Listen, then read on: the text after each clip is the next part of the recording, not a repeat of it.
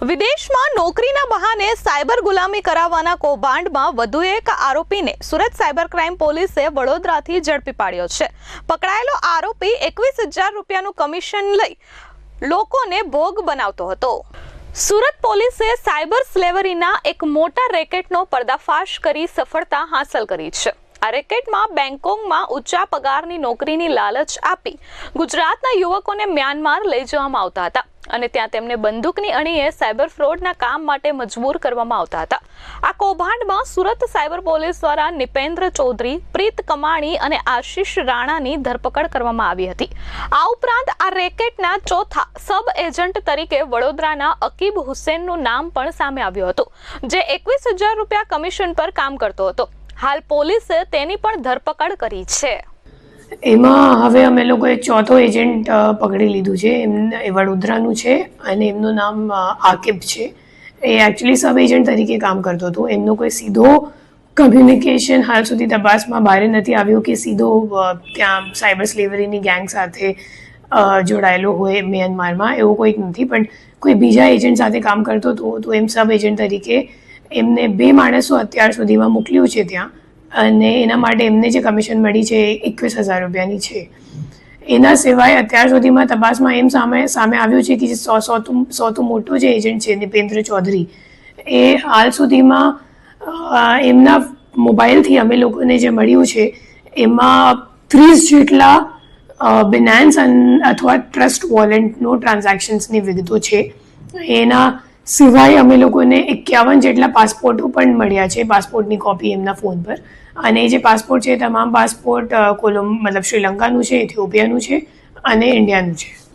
આ અંગે ડીસીપી બિસાખા જૈને જણાવ્યું હતું કે અત્યાર સુધીની તપાસમાં સામે આવ્યું છે કે સૌથી મોટા એજન્ટ નિપેન્દ્ર ચૌધરીના મોબાઈલમાંથી 30 જેટલા ફાઇનાન્સ અથવા ટ્રસ્ટ વોલેટના ટ્રાન્ઝેક્શનની વિગતો મળી છે। આ ઉપરાંત તેના ફોનમાંથી 51 જેટલા પાસપોર્ટની કોપી પણ મળી છે, જે શ્રીલંકા, ઇથિયોપિયા અને ઇન્ડિયાની છે। વડોદરાના અકીબે એજન્ટ દાનિશની મદદથી 2 યુવકોને ફસાવ્યા હતા।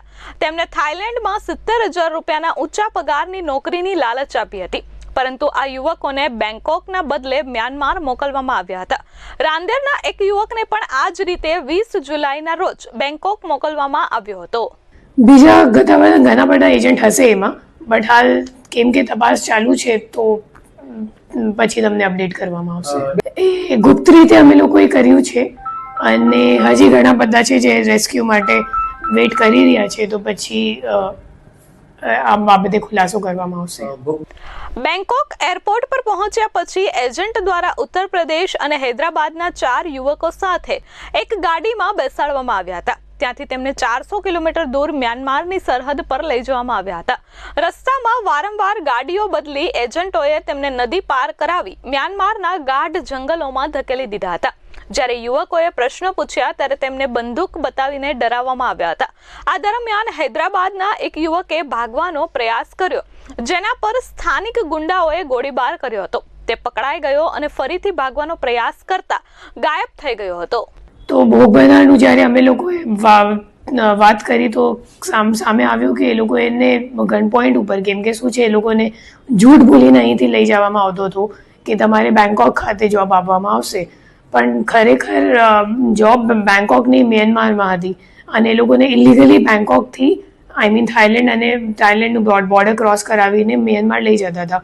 અને લઈ જવાનો જે રસ્તો હતો કેમ કે ઇલીગલ હતો, તો પછી જંગલો અને પહાડો અને વચ્ચેથી નદીઓ આવું બધું ક્રોસ કરાવતા હતા। તો ત્યારે એ લોકોને જ્યારે શંકા થઈ કે ખરેખર કંઈક તો ગડબડ લાગે છે, તો એ લોકોએ કીધું કે મને પરત ભારત જવાનું છે। તો જ્યારે એ લોકોને એમ કીધું તો પછી એ લોકોનું ફોન સામેવાળાએ લઈ લીધા, જે ગેંગવાળા હતા, અને પછી ગન પોઈન્ટ ઉપર આખા રાસ્તા ગન પોઈન્ટ ઉપર એ લોકોને ક્રોસ કરાવીને ત્યાંથી મ્યાનમાર મિલિટરી આવીને એમને કંપનીમાં લઈ ગઈ। અને પછી ત્યાં જઈને પણ જ્યારે એ લોકોએ કીધું કે અમે લોકોને આ બધું કામ નથી કરવાનું, સાયબર ફ્રોડનું કામ, તો પછી એ લોકો ત્યાં પ્રાઇવેટ જેલ ત્યાં બનાવેલું છે કંપનીઓ, તો કંપનીઓ પછી ત્યાં પ્રાઇવેટ જેલમાં જે લોકો ના પાડે એમને જબરદસ્તી પછી ત્યાં મૂકી દે અને જમવાનું નથી આપતા અને ટોર્ચર કરે છે, શોષણ કરે છે। તો શું થાય, પછી જે ભોગ બનનારો છે એ લોકો થકારીને પછી હા પાડી દે, કેમ કે એ લોકો પાસે પૈસા તો હોતો નથી કે પરત જવા માટે એ લોકો 3.5 કે 4 લાખ રૂપિયા માંગે, તો એ લોકો પાસે પૈસા નથી હોતા, તો પછી એ લોકો હા પાડી દે અને જબરદસ્તી એમના પાસેથી કામ સાયબર ક્રાઇમનું કામ કરાવવામાં આવે છે. આ યુવકોને મ્યાનમારમાં કેકે પાર્ક સ્થિત સાન એસ્ટેટમાં ગોંધી રાખવામાં આવ્યા હતા. ત્યાં તેમને બંદૂકની અણીએ સાયબર ફ્રોડ જેવા સોશિયલ મીડિયા પર ફેક પ્રોફાઇલ બનાવી પૈસા પડાવવા, ક્રિપ્ટોકરન્સી ફ્રોડ અને અન્ય ગેરકાયદેસર પ્રવૃત્તિઓમાં સામેલ થવા માટે મજબૂર કરવામાં આવતા હતા. જે યુવકો કામ કરવાનો ઇનકાર કરતા તેમને પ્રાઇવેટ જેલ જેવા એક રૂમમાં પૂરી દેવામાં આવતા હતા અને ટોર્ચર કરવામાં આવતું હતું. યુવકોને બાનમાં લેવા કરંટ પણ આપવામાં આવતો હતો. આ 4 આરોપીઓની ધરપકડ બાદ તેમની પૂછપરછ બાદ સુરત પોલીસે એક ગુપ્ત ઓપરેશન હાથ ધર્યું હતું. સુરત અને વડોદરાના આ 2 યુવકોને બચાવવા માટે પોલીસ અને સરકારી એજન્સીઓએ આંતરરાષ્ટ્રીય સ્તરે પ્રયાસો કર્યા હતા. આ ઓપરેશનના ભાગરૂપે બંને યુવકોને મ્યાનમારથી પાછા લાવવામાં સુરત પોલીસને મોટી સફળતા મળી છે. કેન્દ્રીય સરકાર સાથે સતત સંકલનમાં છીએ, સ્પેશિયલી રેસ્ક્યુ માટે.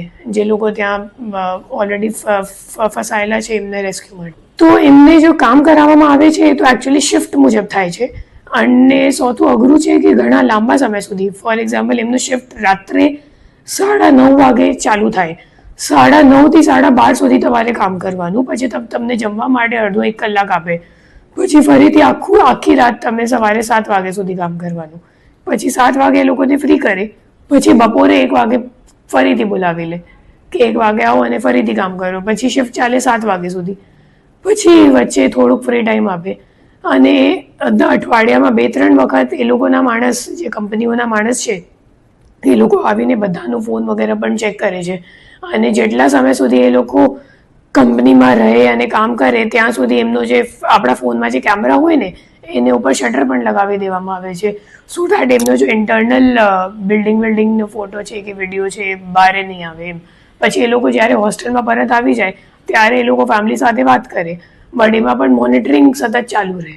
મતલબ એ લોકો સરપ્રાઇઝ ચેક કરવા માટે આવી જાય કે કોની સાથે વાત કરો છો અને તમારા ફોનમાં શું છે, ગેલેરીમાં કોઈક વિડીયો કે ફોટા તો નથી ને, અહીંયા ઇન્ટરનલ ફોટા વિડીયો. તો એ સતત મોનિટરિંગ પણ એ લોકો સર્વેલન્સ રાખે જ છે. પોલીસના જણાવ્યા અનુસાર હજુ પણ 300થી વધુ ભારતીય યુવકોને આ જ રીતે બંધક બનાવવામાં આવ્યા હોવાની શક્યતા છે. આ ઉપરાંત આ રેકેટમાં 20 થી 25 હજાર યુવકો ફસાયા હોવાની પણ આશંકા છે. સુરત પોલીસ અન્ય સરકારી એજન્સીઓ સાથે મળી આંતરરાષ્ટ્રીય સ્તરે આ મોટા કૌભાંડને ઉજાગર કરવા અને અન્ય પીડિતોને બચાવવા માટે પ્રયાસ કરી રહી છે. આ ઘટના ફરી એકવાર વિદેશમાં નોકરીની લાલચ બતાવે છે. Bureau report S24 news, Surat.